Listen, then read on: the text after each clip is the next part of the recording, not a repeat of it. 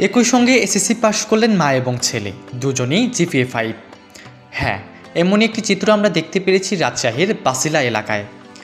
দীর্ঘ ১৯ বছর পর আবারও বই খাতা হাতে নিয়ে ছেলের সঙ্গে একই সময়ে এসএসসি পরীক্ষায় অংশ নিয়ে জিপিএ 5 পেয়েছেন রাজশাহীর সাদিয়া বেগম। আর তার ছেলে তানভীর আহমেদ পেয়েছে গোল্ডেন জিপিএ 5। রাজশাহী নগরের বাসিলা এলাকায় সাদিয়া বেগম বিয়ের পর সংসারের দায়িত্বে পড়াশোনা থেকে দূরে সরে যান। তবে শিক্ষার প্রতি আগ্রহ হারাননি তিনি। প্রায় ২ বছর আগে ছেলের সঙ্গে একই সময়ে এসএসসি পরীক্ষা দেওয়ার সিদ্ধান্ত নেন তিনি। সংসার, সন্তানের দেখাশোনা ও পড়াশোনার দায়িত্বে সামলে নিয়মিত নিজেও পড়াশোনা চালিয়ে যান।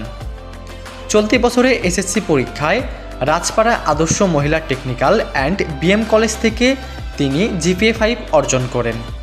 অন্যদিকে তানভীর রাজশাহী শিক্ষা বোর্ড সরকারি মডেল স্কুল অ্যান্ড কলেজের বিজ্ঞান বিভাগ থেকে গোল্ডেন জিপিএ 5 পেয়েছেন। মা এবং ছেলের এমন সাফল্যে পরিবার এবং এলাকা জুড়ে বইছে আনন্দের জোয়ার। তানভীরের স্বপ্ন ভবিষ্যতে ইঞ্জিনিয়ার হওয়া। নাঈম হাসান নীরব, ASTV BD।